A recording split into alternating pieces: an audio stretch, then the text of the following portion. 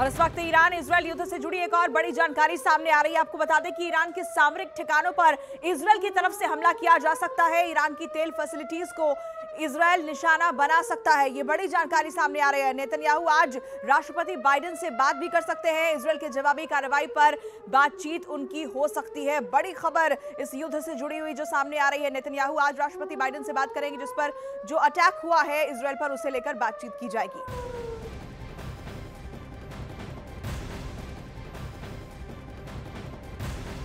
और इजरायल के हवाई अड्डे पर ईरान की तरफ से बड़ा हमला किया गया है। ईरान ने इजरायल के हवाई अड्डे पर कई मिसाइलें दागी हैं। हमले में इजरायल के हवाई अड्डे को बड़ा नुकसान पहुंचने का दावा किया गया है। बड़ी जानकारी, ब्रेकिंग न्यूज सामने आ रही है। इजरायल के हवाई अड्डों पर ईरान की तरफ से अटैक हुआ है। ईरान ने इजरायल के हवाई अड्डे पर कई मिसाइलें एक के बाद एक दागी है, जिसकी वजह से दावा यह किया जा रहा है कि हवाई अड्डे को बड़ा नुकसान पहुंचा है। ये बड़ी खबर है इस युद्ध से जुड़ी हुई, जहां पर इजरायल के हवाई अड्डों को ईरान ने निशाना बनाया है।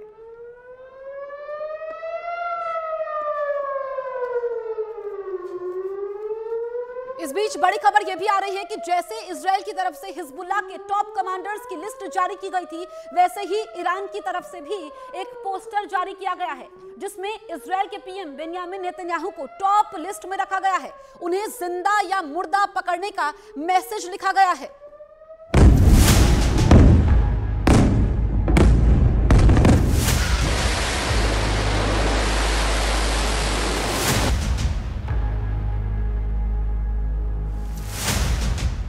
इजराइल के खिलाफ ईरान की पोस्टर मिसाइल।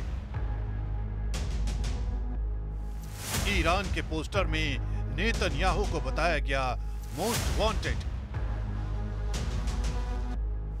बारूदी जंग के बीच ईरान का पोस्टर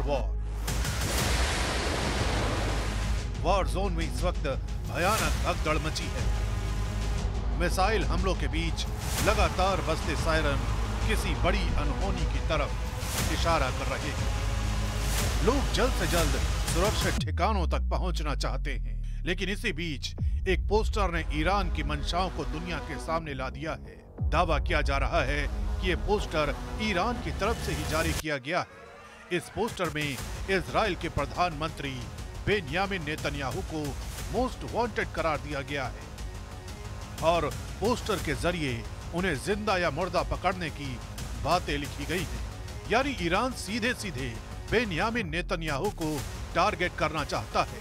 यही वजह है कि अमेरिका के पूर्व राष्ट्रपति डोनाल्ड ट्रंप ने तीसरे विश्व युद्ध के कयासों का भी जिक्र कर दिया है।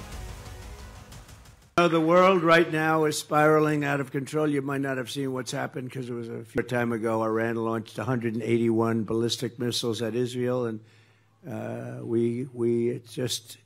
I've been talking about World War III for a long time, and I don't want to make predictions because the predictions always come true. We're not going to make, but they are very close to global catastrophe.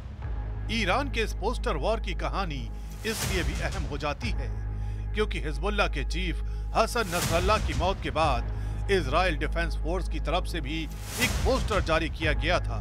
इस poster में उन लोगों का नाम शामिल था जिन्हें Israel ने मौत की नींद सुला दिया था, यानी वो लिस्ट जो इजराइल के लिए वांछित आतंकी थे। इस लिस्ट में हसन नसरल्लाह का नाम टॉप पर था। यही वजह है कि ईरान के इस पोस्टर को उसी पोस्टर के जवाब के तौर पर देखा जा रहा है।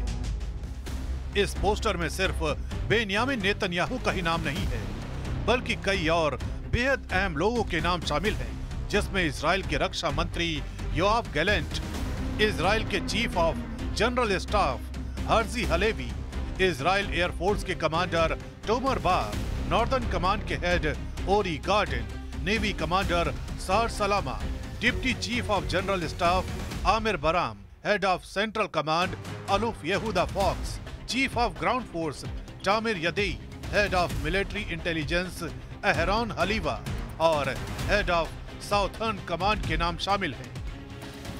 इस पोस्टर में सभी को आतंकी बताया गया है।